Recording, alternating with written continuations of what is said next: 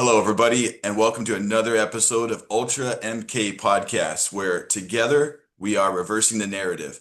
And I'm your host, Matt Kennedy, and you guys are going to be in for a great show today. I have a guy who has been around the block for many decades. He is a filmmaker. He's been doing citizen journalism before even citizen journalism was even cool. So he's been doing that for many decades. He's an OG to exposing the conspiracies of the world and the global elite and the New World Order. This guy has a plethora of knowledge and information. He's been making multiple films that we'll discuss in today's show today. And everything that he's doing. So get your popcorn, hang out with us a little bit longer. You're going to learn more about my next guest, Jason Bermas.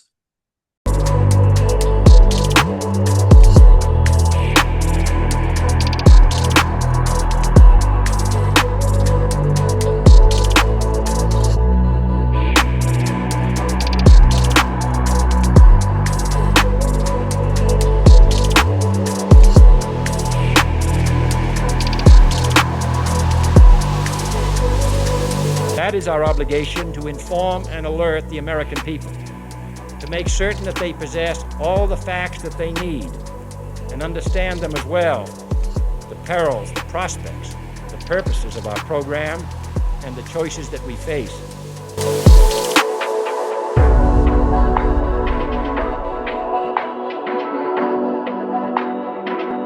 What's up, Jason? How you doing, man? I am doing well. Thank you for having me. Dude, thanks so much for jumping on our show today. And I really just wanted to kind of dig into your life and your life's work. I know that I had met you briefly at a Clay Clark Reawaken America tour out in North Carolina. Well, this is probably 2024 already. Time flies by. And, and yeah, Election. Totally remember it. yeah, right. It's just a blip on the radar. But Uh, but I've never been to an actual Trump event. We waited in that long line. I remember having dinner with yes, others. So not a blip on the radar for me because it really was kind of, first of all, that's the last Clay Clark event. right. Second, I've never been to a Trump event. This one had a huge religious connotation with Ben Carson. It was extremely evangelical, even for MAGA. So listen, those things don't just go by the wayside. I remember our conversations, and it's a pleasure to do this. And that's just another weird part of my ultra long ride. You mentioned I've been doing this for decades, but really, I've been interested, I guess, in the unknown, the secrets of the universe since I was a kid. And that's kind of where I launched off. Obviously, if anybody's really familiar with me, the vast majority are familiar with Loose Change, and especially the second edition that was put out in 2005, which is now, again, 20 plus years ago. It's hard to believe, but really is. And I just look at it this way, man. When I went into this in the very beginning and very naive and young, I'm on the road to 50. That's the bottom line. Like, I'm an old man at this point You in know, look this. at day past 32, dog. Thank you so much. 46 years young. But when I was, you know, 25, 26, I really thought we had a shot at taking everything back. And I'm not Mr. Black Pill, but certainly with our conversations, there were a lot of things of, well, if Trump gets in, well, they tried to kill him, and, what's he going to do? Well, although he came in hot and did a lot of great things with things like Ross Ulbricht, the tax on tips, he made good on that as best he could, etc. Doge in the beginning wasn't able to stop the wars. That's the major thing, right? We're continuing on with that. The Epstein debacle is something that I really don't need to bring up, but kind of need to bring up because that's something that I've been talking about since my days at InfoWars. And for those that don't know me from that angle, I was the first person to ever have a show via InfoWars other than Alex Jones, all the way back in 2009. And, Alex produced several of my films. You mentioned The New World Order. He really produced what was my kind of swan song at the time, Invisible Empire and New World Order Defined. Because at the time, especially during me waking up to 9/11, I thought the idea of a New World Order was a goof. Okay. And I thought it was a goof because I actually, did grow up pretty religious, Matt. Mhm. You want a Jason Bermas backstory. I come from, on my mother's side, a pretty large Italian family. and they were, heavily Christian. So number one, it was so much so that some of my cousins, didn't go to regular school. They went to Christian school. And then my parents busted up, but my father started dating a pastor's daughter. And so on weekends, I'd actually stay in a church, right? I hear this stuff. Awesome. Like, I guess it was something. Let me tell you, you'd stay in the church, you'd be front row for church, and then you'd also do the Sunday school. Uh, you know, But, but yeah, isn't it amazing though how they've infiltrated every aspect of American society, including the American church? I mean, we're seeing that right now with like after, post Charlie Kirk assassination, you got Israel monitoring all it like through, metadata and through people's cell phones. They're tracking and pushing out Israel propaganda to all these churches. Isn't that wild?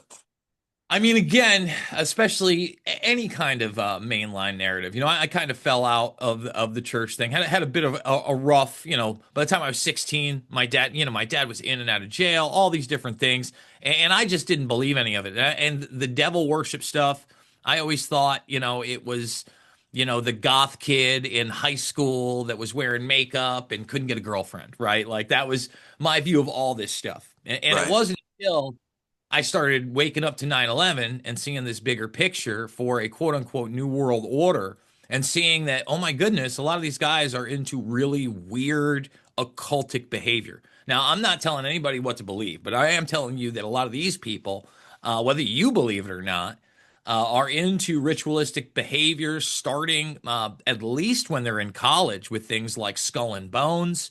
And that is in my film Invisible Empire. And then later on with the Bohemian Grove. And you can say, oh, well, those are plays and they're having fun and they're fraternities. But there is a much darker side. And then you find out a lot of these quote unquote Christian conservatives. Um, Let me give you an example. Someone like Dennis Hassert that makes it all the way up to the Speaker of the House, plays on these people. The Bushes are another great example just because they're in things like Skull and Bones and Bohemian Grove, etc. But Hassert, um, he was labeled by a judge as a serial child molester. Okay. And he's not in jail right now, by the way, folks. And if you watch that story, your mind is blown. So you see the corruption and that kind of thing. And really, Invisible Empire talks about things like the climate change agenda, the United Nations, Bilderberg, and it over and over again shows these individuals of power using the terminology, right? And this consolidation of power that we're still seeing to this day. And that's a 15-year-old film. Wow. But the And thing is people can get things out of this like a reference guide because if you're trying to figure out the origins of some of these people in their playbook, this would be a great way to start. well, I'll tell you what, especially with 9/11, I made a follow-up to Loose Change in 2008 with Alex Jones called Fabled Enemies. And in that motion picture, even before Joe Biden is the vice president, we have him on record talking about meeting with one of the money men behind 9/11 in D.C. And then later, when he gets confronted on it again, talking about it being classified. So, again, I've been doing this a really, really long time. By the way, all the films are free. So you can go check me out over at the Info Warrior on YouTube, which is a YouTube channel I've had since 2007. Had to fight tooth and nail for it during the COVID 1984 nightmare. Had it taken over 5 times. Had to shame them on then Twitter, now X, to get my channel back. But if you go to my channel, which again, the thing is, it's the Info Warrior, but there I am right there. But that's not me. That's someone's. See, that shows how shadow banned I am. You got it a little bit wrong. I'm at the top right there. That's me. So it is at Info Warrior. Man, isn't that Yeah, I horrible? got you. Yeah, I All got of you. the But so what all have of they the done? Is there fake parties stuff made. blended into your page or something or what? No, that's how Oh. shadow banned I am. Oh wow. So even now, so for instance, I was telling you off air how I just got remonetized and I had to do all these manual reviews, right? So on one of the videos, I showed everybody live on air yesterday that if you put the whole video in quotes, okay, and hmm put it into Google, nothing comes up. Literally, no, I mean it doesn't come up anywhere. It's totally banned. Now you go to DuckDuckGo, and it's there, and it's the X post because I multi-stream. So it's rough out there. We're almost at 75,000 subscribers. If you are watching this, give us a subscribe now. We kick, scream, scratch, and climb to the top. We're trying to get to 100K. And like I said, all the documentary films are free right there in the playlist. So you just click on me, and right in the playlist, you can watch Invisible Empire, Fabled Enemies, Loose Change Final Cut, and Shade the Motion Picture, a film about bio and geoengineering, where I was warning people about Bill Gates and what he eventually did about a decade before he did it. Wow. Yeah, you're talking about shade. So that's all about like, is there, it's about geoengineering, like predominantly geoengineering, or is there weather weaponry, stuff like that in there? So, um, we begin at what I think is the apex of the power structure, and that is a little forum known as Bilderberg, at least the kind of Anglo-American, Israeli, Saudi arm, that alliance. Mm-hmm. It's been around since 1954, and the reason we start there, we put the film out in 2013, but in 2012, Bilderberg once again was at Chantilly, Virginia. And I had actually never been there. I went there again. That's kind of how I got back into this because I did take a break for a while. I ended up going to Bilderberg, I think, again in 2017 when they came back because this meeting isn't always in Chantilly. In fact, rarely in Chantilly. But I actually, when it was in Chantilly in 2008, I believe, I was at InfoWars and Alex Jones went. So I was actually hosting the Alex Jones show at the time while he was there on the ground. And, I was talking, for instance, in this film about Peter Thiel, who Mm. sits on the board of Bilderberg, kind of the new part of a quote unquote new world order, if you will, or at least an attempt at one. Uh, Yeah.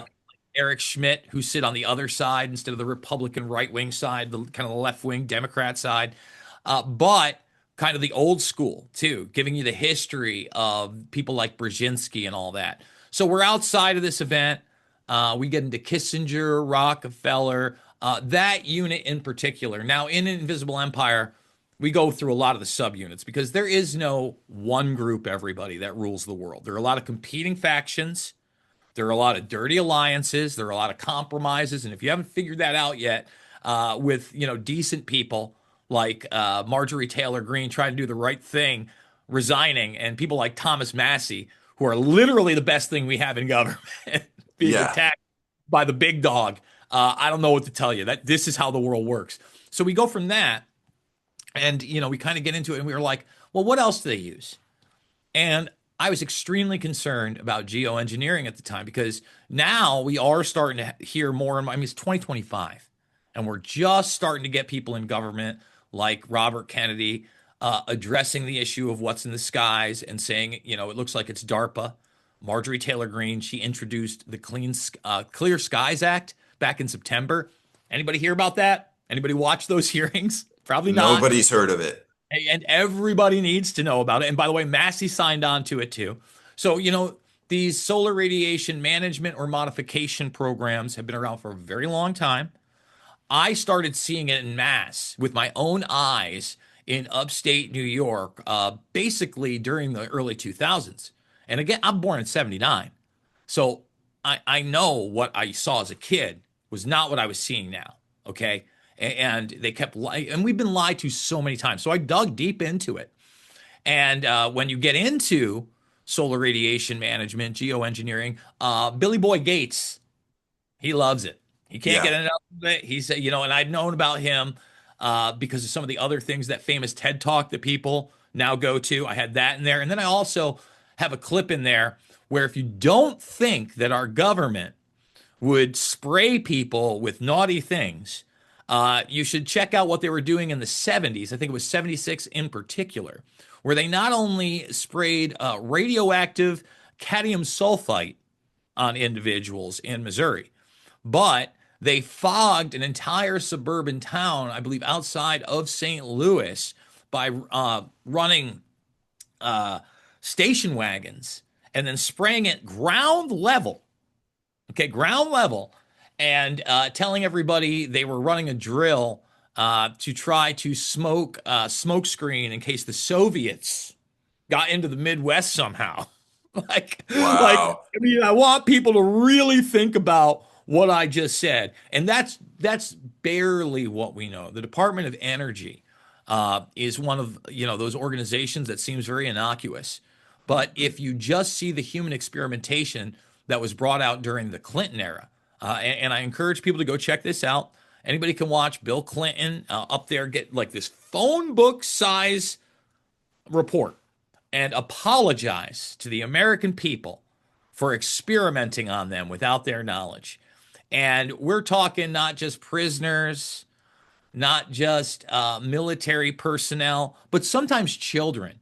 One of the things I reported on, man, probably a decade and a half ago, I'm just reminded of it because I did literally a review of 2,000 plus videos. There's 3,000 videos over on the channel, but I saw it on the bottom there, and essentially it was this story where they were taking quote unquote terminally ill, mentally retarded children.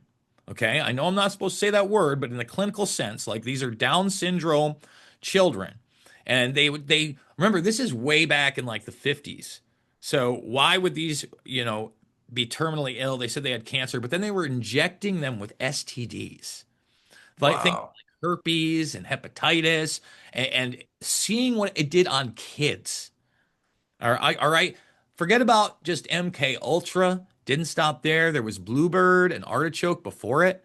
MK Often was another subdivision program that lasted much longer. And we were reading some MK Often documents on air the other day. Essentially, when you want to create somebody that does something that you want them to forget, they thought it was a good idea to induce some kind of concussive behavior because they noticed people that had gotten concussions, right, forgot what they had did in that short period of time or sometimes longer period of time prior to doing it. Some people talk about losing minutes, hours, sometimes days. So obviously, in this document, they don't tell you everything that they did, but they sure do acknowledge the moral ambiguity of Yeah. these type of Yeah. experiments on unwitting individuals. So going back to some of the geoengineering stuff that you've been documenting in some of your films, is there any kind of crossover to what you've been reporting on lately with like the digital ID and being able to track human beings through maybe nanoparticulates and things like that that we're just ingesting that are turning us into mobile computers? Like, is Uh, there any crossover there? so let's start with what we know and what we don't know, and what technologies are real that we can acknowledge. And again, uh, where these ideas even come from. First of all, I just discussed the fact that so many of these individuals are constantly lying to us. And when I say individuals, I'm talking about bureaucracies, I'm talking about government agencies, I'm talking about corporations. The bottom line is every time you're told something, you should be skeptical. I mean, across the board. Now, when we talk about just the nanoparticulates used in whether warfare or modification, and a lot of this stuff taking place even in the World War II era, we know of things such as barium, different types of aluminum, different types of sulfates. And again and again, we have seen those particulates be scientifically found in the soil where these things are being sprayed 100%. Now, whether or not there are other things in these sprays is another question. Uh, I will point to two different things. Number one, smart dust. Smart dust was utilized as far back as the War of Terror in Iraq. And if people don't know what smart dust is, essentially, it is a nanoparticle that, if you remember that first Christopher Nolan Batman movie, at the very end, when Batman, he's got the whole place under surveillance, but there's no cameras. But obviously, it's not like camera good. Everything looks kind of matrixy, but everything gets made out, right? Right. They were utilizing that in areas to monitor individuals, so much so that you can. And I remember the first time it's very hard to find the documentation on smart dust, okay, but it's there. I've covered it ad nauseum. there's actually a book out there called First Platoon by Annie Jacobson. She did Area 51. I would encourage people to check that out. Operation Paperclip. Encourage people to check that out. What the Pentagon's Brain, all about DARPA. I'd encourage people to check that out as we continue on. I mean, she's must watch, or I say must watch. You can watch her do lectures. You can actually listen to these books if you don't want to read them. She has the audio thing. Prepare to buckle down for a few days, but everything is worth it. In First Platoon, the story is the utilization of smart dust. Now, these people are tracking a bad terrorist, but they don't have any real surveillance. It's not like they have like the drone technology and they can see. And so they're utilizing the smart dust so they can see all the movements of all these individuals in that area through these nanoparticles you're talking about. Okay. I'm going to spoiler alert for you. Basically, they wrongfully are targeting somebody because they don't have the real biometrics or whatever on them. They don't know exactly who they are. And at the last minute, they don't kill this person. And it's kind of a tale, maybe this technology isn't the best, right? And it's not spot on, but obviously it exists. And we're talking about 20 years ago. All right, that's number one. Now, when you talk about other types of drugs that may manipulate a population, there's a guy named Herman Kahn. Okay. And Herman Kahn is this individual who is involved in, and that's KAHN for anybody who wants to check him out. He kind of helped bring the World Economic Forum into fruition. He's a very big mover and shaker post-World War II, kind of Cold War think tank. Think of a more vocal and boisterous Henry Kissinger. In fact, in Dr. Strangelove, part of Dr. Strangelove, that character, is based on Herman Kahn. So I play this video of Herman Kahn at the Hudson Institute. Now, the Hudson Institute, by the way, always gets a seat at the Bilderberg Group. They always have a Of course. Front row. Yeah, it's one of those think tanks. All these things kind of intertwine, as I've talked about before. And he's up there kind of gleefully talking about different ways to control a population that gets out of control. For instance, he talks about a digital ID. He talks about a punch card, if you will. We can give them a punch card, and when they go into punching the work, we'll also take some blood. And if they didn't take their drug, well, they don't get to work or they get punished, right? But then he also talks about, well, if the populace is a little uppity, maybe we just spray them. Maybe we just spray them. Yeah, oh yeah, we'll just spray them. Let it calm down a little bit, see how things go. I mean, these are things that not only have they war gamed in white papers, they have been so brazen they will put it on camera in interviews, folks. So, Wow. again, I've covered all this stuff. I tend to try to not just like talk the talk, but walk the walk. For instance, right now, we're going to be doing a video. You were asking me what I'm doing later. I'm doing more videos, but we're going to be doing a video on digital ID in particular. And in Illinois, for all you Apple Wallet users, and there are more and more, and they want to go to the youth, and why not? Everybody else is dying sooner.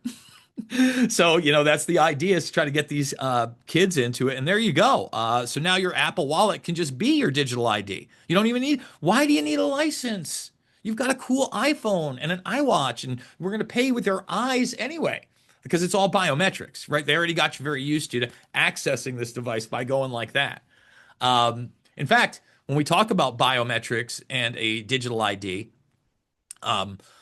one of the things that people don't understand is we really beta tested that technology, again, in Iraq, in Afghanistan. We would round up these villages, and then we would take their biometrics, and the same process is now used via your phone and those devices for all types of ID. Even when you go into now the TSA to fly.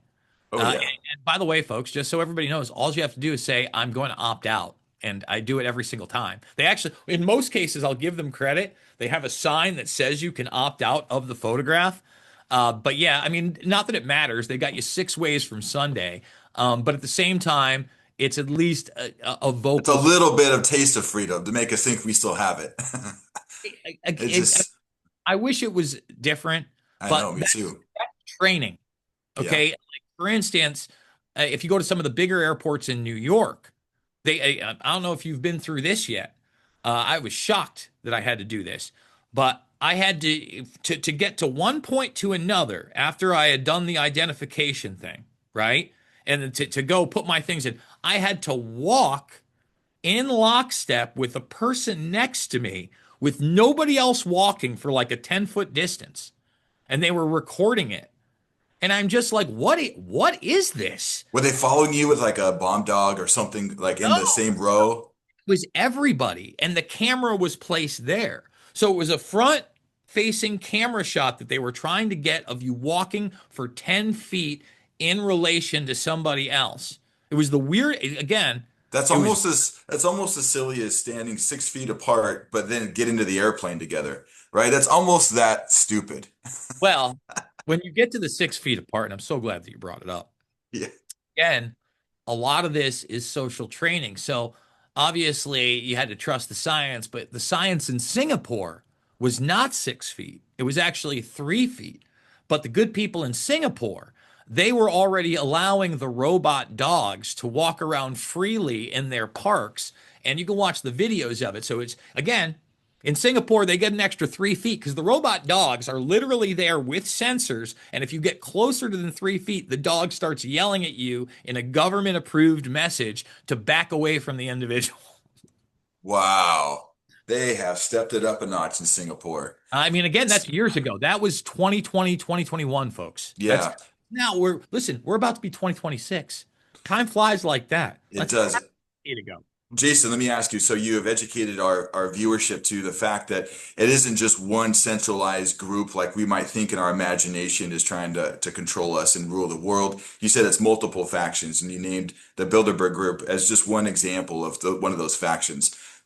Are they, whether they're working together or making deals together, are they all doing like a full court press towards Agenda 2030? Like at the same time, or is this something where they have different ideas for what they want to implement and they're kind of going to battle it out to see who actually gets what they want? I mean, I think that there is, obviously a difference with the Russian faction and the Chinese faction. As much as we talk about China, we never talk about India. India has a larger population than China. Definitely. Hmm. Uh, we don't talk about Africa as much because we understand basically Russia and China, as far as large scale nation states, are the only ones that are first world, not only nuclear powers, but have space weapons. That like we have to grow up. It's 2025. We've been weaponizing space in this country since the 80s. And obviously, with things like the ISS, where there's these joint programs, there's a layer we don't get to see. I, I think that all of these entities have a vision for their new world order, right? And where they sit. And I think they would all like to consolidate power, right? Um, I think, especially when you talk about that Anglo American, European, Israeli, kind of Saudi ones, they have more of a unified vision. But at the same time, I would say you also have kind of these outliers that maybe aren't taken seriously enough that do have that religious angle to it. Like there are certainly very, very powerful, both regular Zionists and Christian Zionists that would love to advance the Greater Israel Project, make it come into fruition, destroy the Dome of the Rock, and bring in the Third Temple. Like that's a real thing. And I think people underestimate that. Now, at the same time, I talked about kind of these occultic people, right? I would say that some people want to do that as well. There's a lot of talk, even mainline. And again, I'm not a religious guy. I'm just telling you what these people are talking about.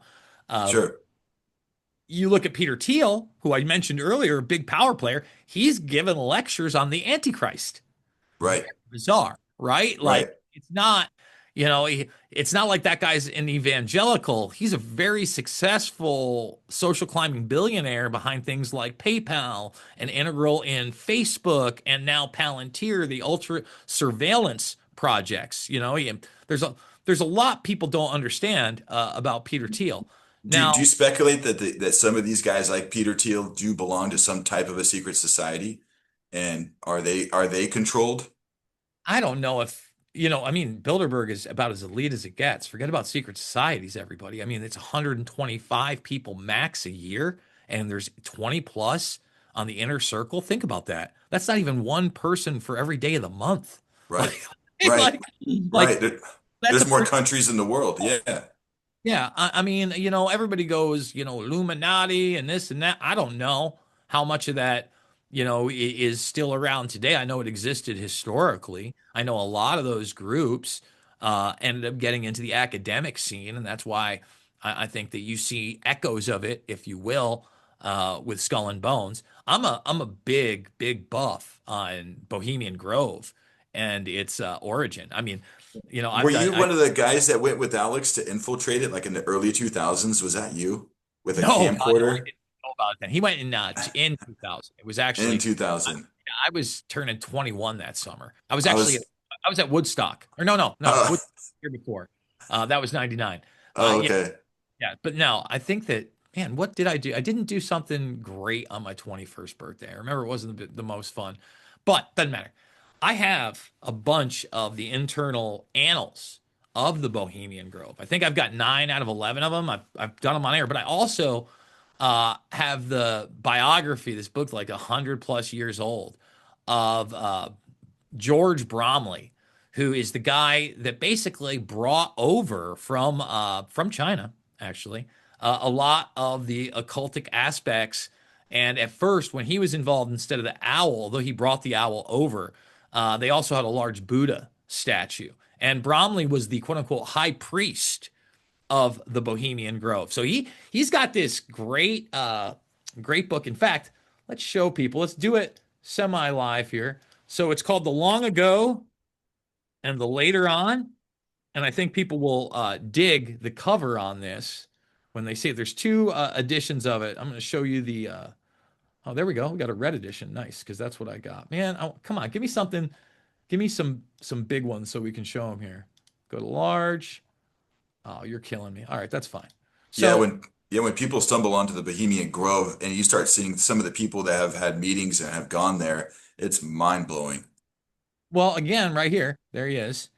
Um, it's the he brought the owl over on the boat. Like it's the cover of his book. Wow, literally, folks. If Yeah, you're not no, seeing Bromley this, Bromley was like very, very much into all of the like occult narrative and symbolism. And look, it's his book. He talks about it gleefully, and especially in the language of the time.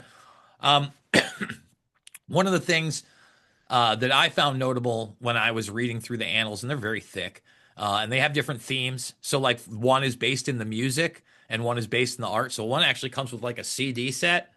And for those that know what the cremation of care is, it's their opening ritual. And by the way, the owl to me is not Moloch. It is I mean, they say in their book in the very beginning, the owl is their deity.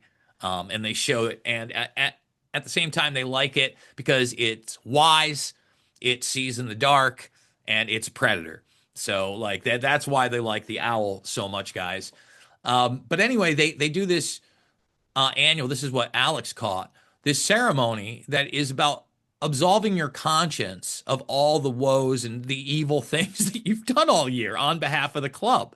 And they talk about weaving spiders not come not here, and that basically means don't you dare f around. Like if you're coming here, you're with the club, and we help each other out. It's politically an insanely important club. For those that don't know, guys like Reagan, Nixon, even Eisenhower was kind of introduced to the establishment post World War II to become president from there.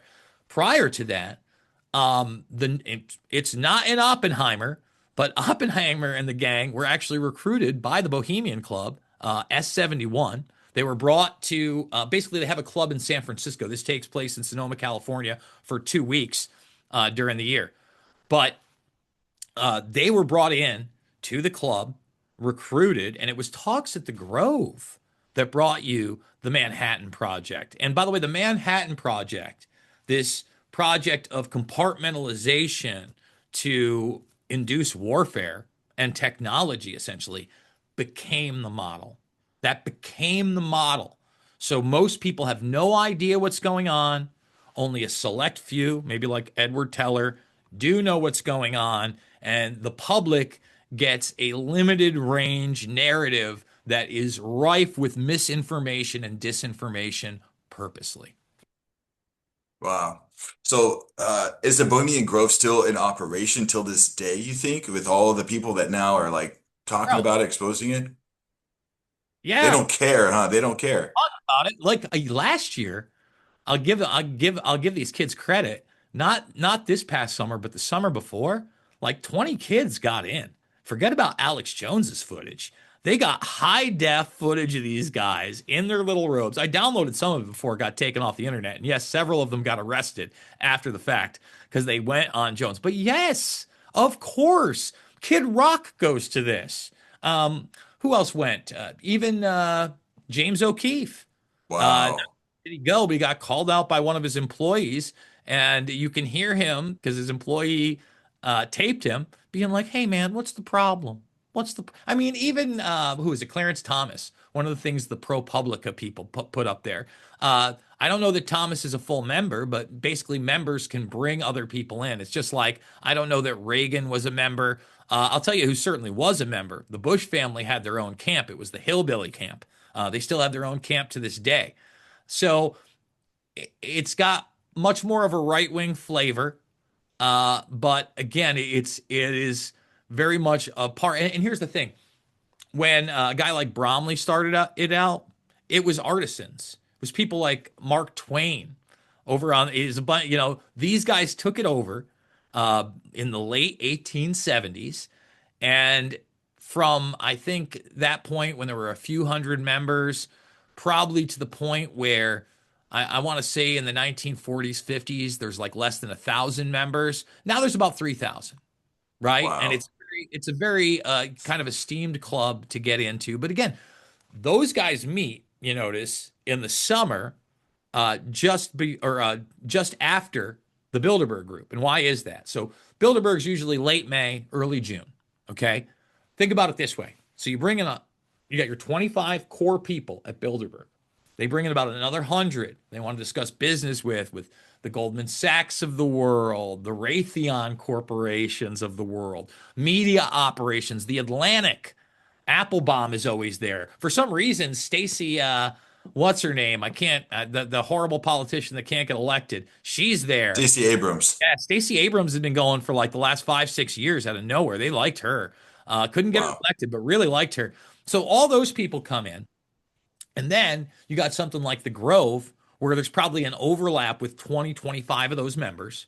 And now you've got a field of 3,000. They're going to have their little private meetings. They're going to tell their people what they want. And then they're going to go back to their organizations, tell them that's how it works, right? Yeah, like you get the smaller groups together just before, hey, we want to do these things.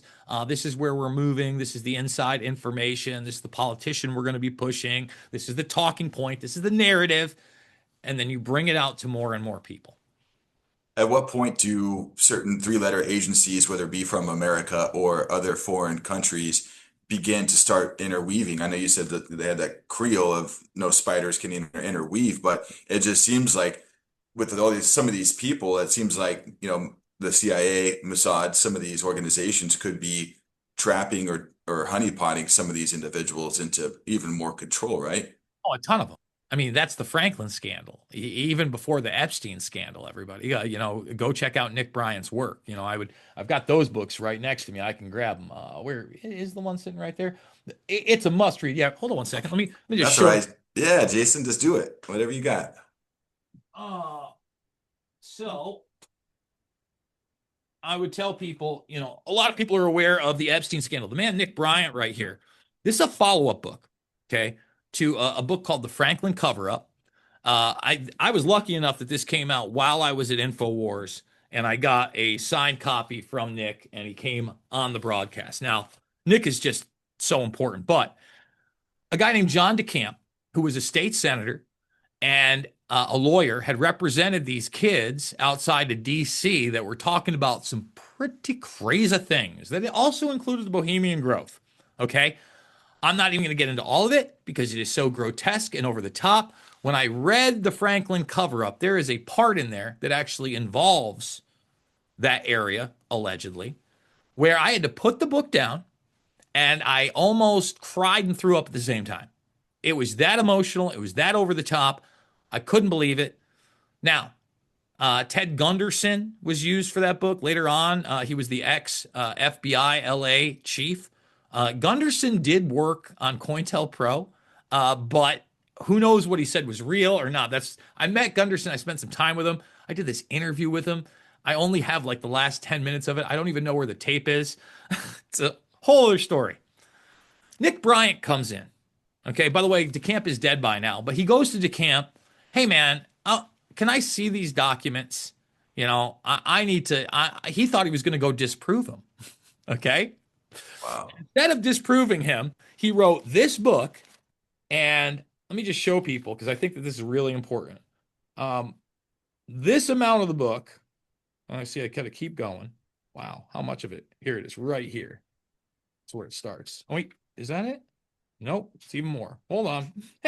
Here, yeah, here's the document index. Okay, so this right here, see this? All that, all that in the back. It's like another 60. Wow. And folks, if you're listening to this broadcast on Spotify and you don't have the visual, Jason's holding up a book that looks at least probably 400 pages. It's pretty thick and maybe not that big, maybe Oh, no, 250, it's a but 500-page book, and it's it's a another. 500-page book. Yeah, and then he's referencing about a good 200 pages of just references. So I'd that's say it's about 50, but let me tell you, he puts even more together. And guess what? Nick Bryant is the guy that got the Epstein Black Book and the flight logs published. That's the kind of journalist that whoa, Nick Bryant is. So Nick Bryant, whoa. for anybody out there that acts like we got the unredacted. No, Nick Bryant, and then this will actually involve Peter Thiel. It's a funny story, everybody. So Nick Bryant went to all these media organizations after he got the Black Book. Okay. None of them, none of the mainstream organizations would publish it. Gawker, the old school Hollywood rag, published it. Now, Gawker had also outed Peter Thiel before he was in the open. So he was closeted at the time.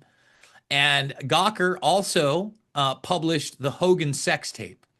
Now, Peter Thiel was so outraged at what they did to him, he actually financed the Hogan lawsuit against Gawker and brought Gawker down.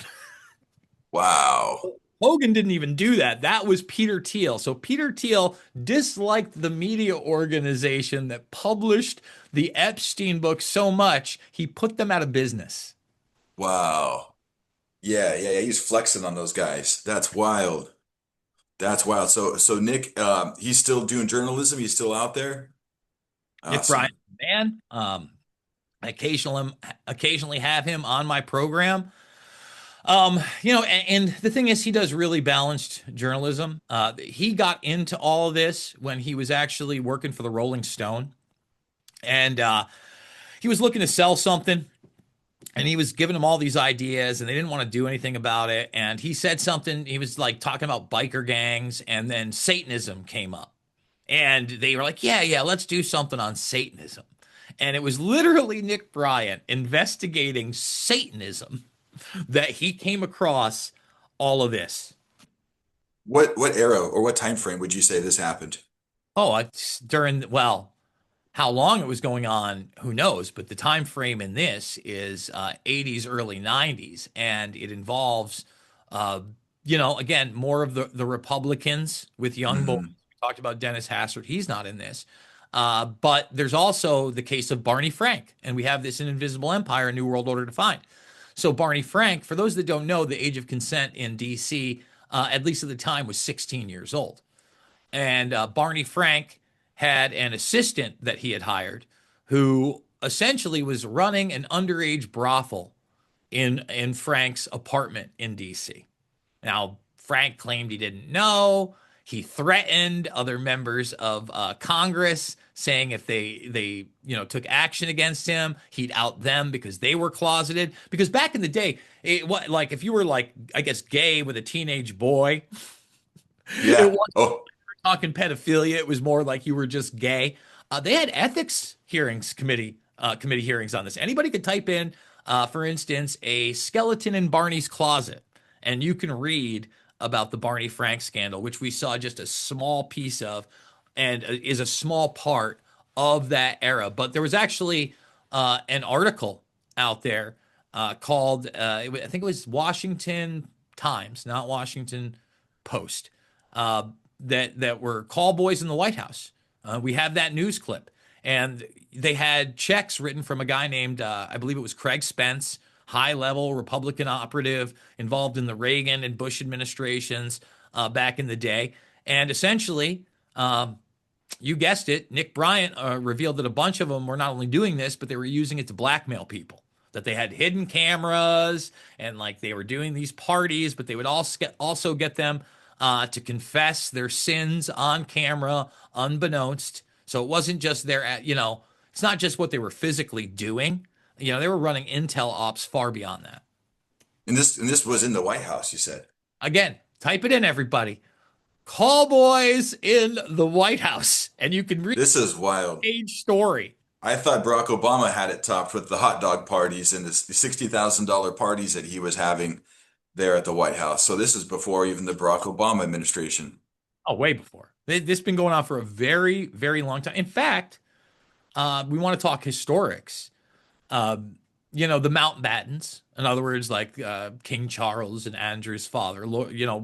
This was their uncle. Lord Mountbatten was notoriously named Lord Mountbottom in FBI documents, where they said that he had a lust for young boys.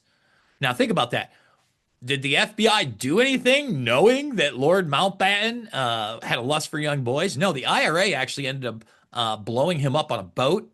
And I think a couple of his houseboys were also on that boat. So is it any shock to anybody that Jimmy Savile, he was considered as to be, what is it? One of the, I think it was Prince William's godfather.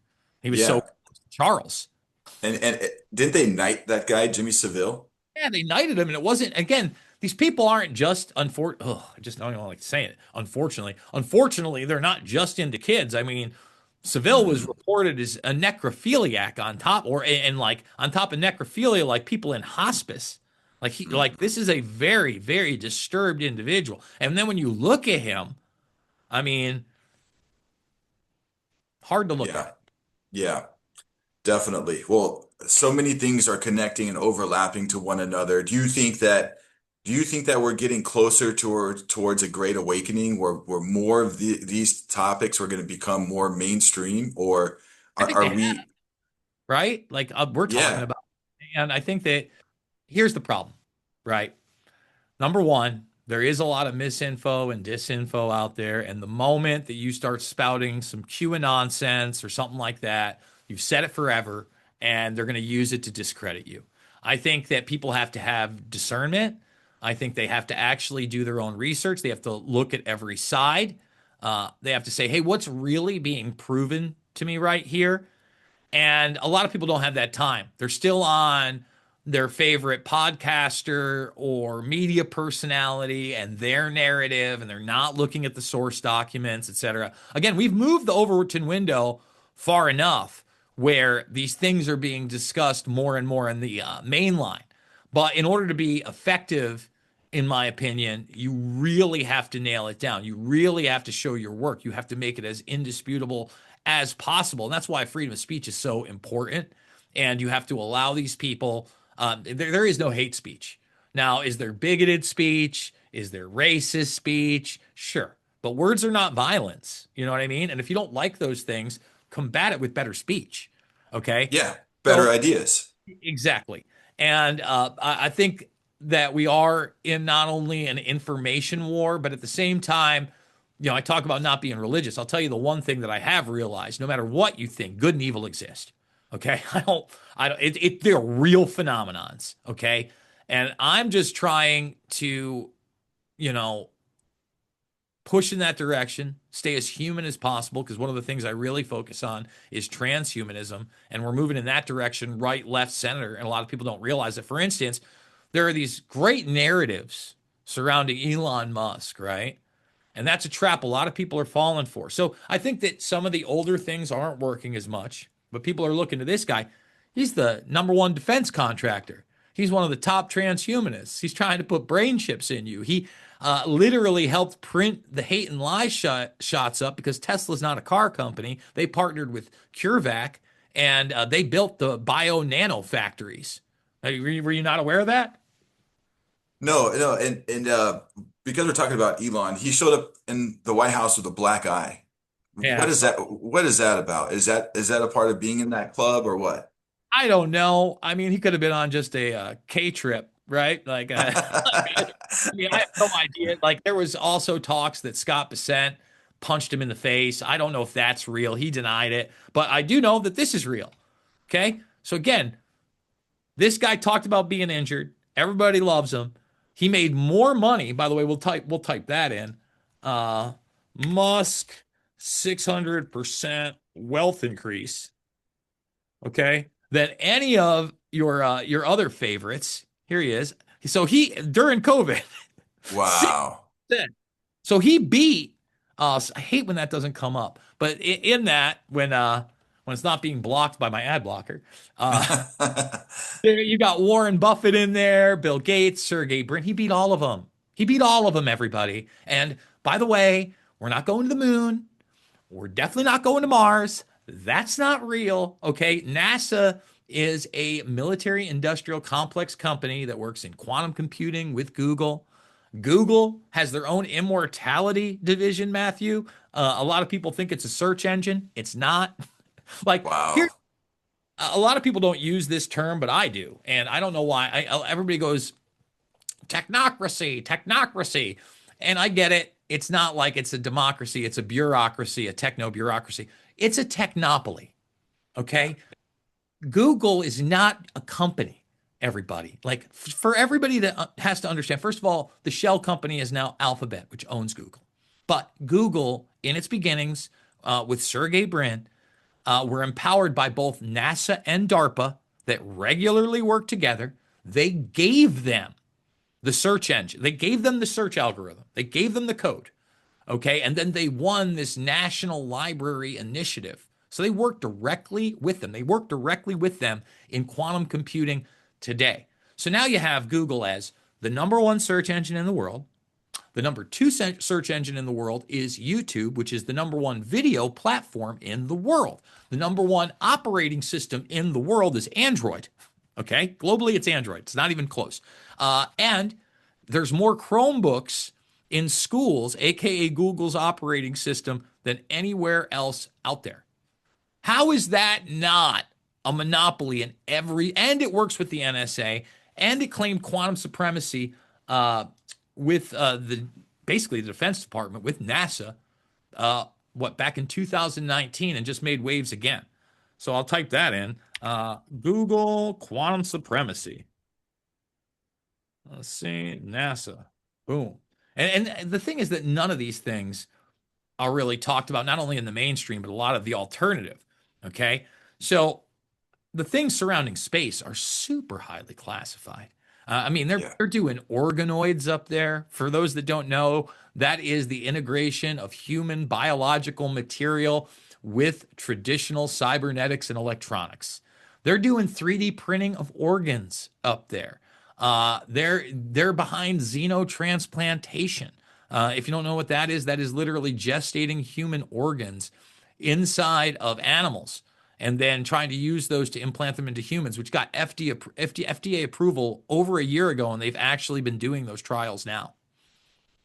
This seems like a bad movie, man. This seems like something like Star Trek Borg. Like they're like trying to like ease us into this whole transhumanism world where there's going to be cyborgs, robots. This is freaky. So while everybody's distracted with politics and what's happening in the federal government, all these other things are externally happening with these big tech oligarchs and these big powerhouses that are basically using us as the commodity, using us as the lab rats. You know, I that you couldn't have put it better right there. We are being experimented on as the surf class. And I get it. We're America, baby. We're number one. Uh, at least people in the second and third world realize how evil and bad most of their governments are and how they don't care about them and that they, are basically subjected to some extremely bad things. We're naive. A lot of us will line right up. We think the government, all hail Lord Fauci. You know what I mean? Like that's Right. unfortunate, but it is real. I would say you're correct. You know, I put transhumanism into two main categories. Obviously, there's a wide variety. I think that certain technologies, especially ones that involve our DNA and things like gene therapy, those are steps in that direction, right? It's not just taking a brain chip, everybody. You talked about bio nanoparticles, one of the godfathers of transhumanism, Ray Kurzweil. Talks about an infestation of billions of nanobots into our nervous system. And essentially, they'll just turn off our reality and then we'll go into the virtual one. Yeah, great, great stuff. The reality is this: on one end, you have these people within the predator class that have always wanted to live forever. They already think they're gods, right? They already think they're way better than us and they're a different species than us. They're like rule by bloodline, legitimate. So now they just want to live forever. They always have. Fables such as the Fountain of Youth, the Tree of Life, they tell this story over and over and over again, but now they're going to do it. So when Kushner says, we're going to be the last generation to either die or the first generation to live forever, a lot of those people are in that mindset. Now, would that happen for you or I? Absolutely not. Instead, they have this other idea that you're going to upload your consciousness to the metaverse or the multiverse or whatever, and you're going to be able to be anything that you want. All right. And you're going to live forever in this digital arena. Now, that's one of the pushes for this whole transgender culture. Number one, they want to disassociate you from your biological reality, first and foremost. The more they can get you to do that, the more you're willing to take drugs, either psychotropic or otherwise. We talked about things like gene therapy, hormone therapy. It's number two, the more you're going to be able to or want to alter your body. All right. And in doing so, they want to take wearables to the next step into that cybernetic arena and just get you further and further and further away from being a human being and get you further and further into this digital verse and especially VR and that type of thing where eventually you'll feel like you want to merge into this seamless integration and it will just become natural because you're not anything but zeros and ones anyway, right? Yeah. That's the real thing that they are pushing, and it's very unfortunate. So if ever anybody thinks that this transgender thing ends where it is right now, it goes way farther. And by the way, the most powerful transgender person in the world, Martine Rothblatt, actually wrote the book on this. It is called From Transgender to Transhuman, a manifesto on the freedom of form. And don't sleep on this person. This person brought you Sirius XM radio, heavily involved with the satellite system, NASA. I talked about xenotransplantation, heavily involved in that as well, and very much behind this bio nano revolution we're seeing before our eyes.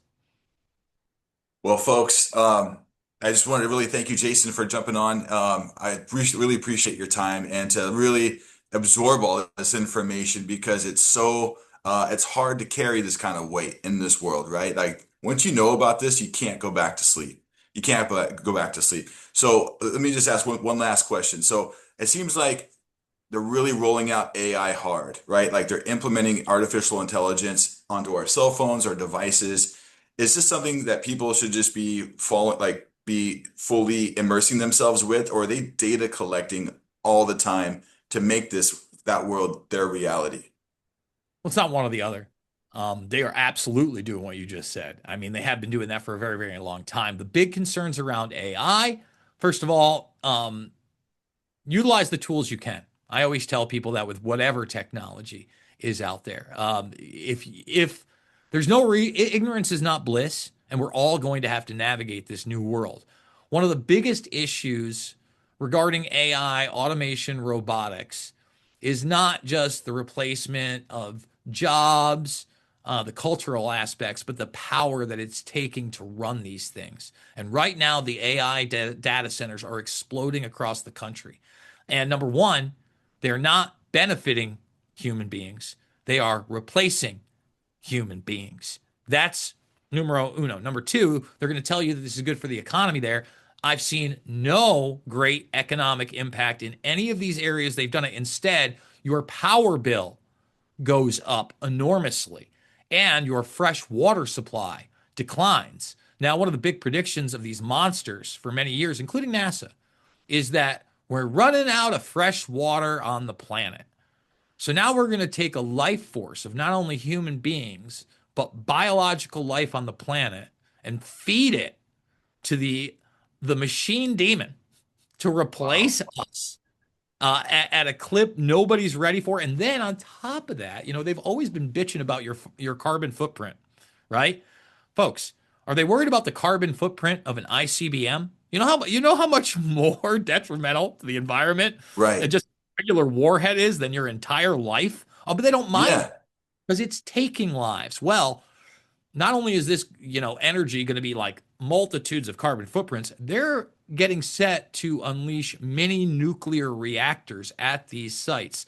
The one being built by Meta in Kentucky is two-thirds the size of Lower Manhattan. These are massive, massive Wow. places.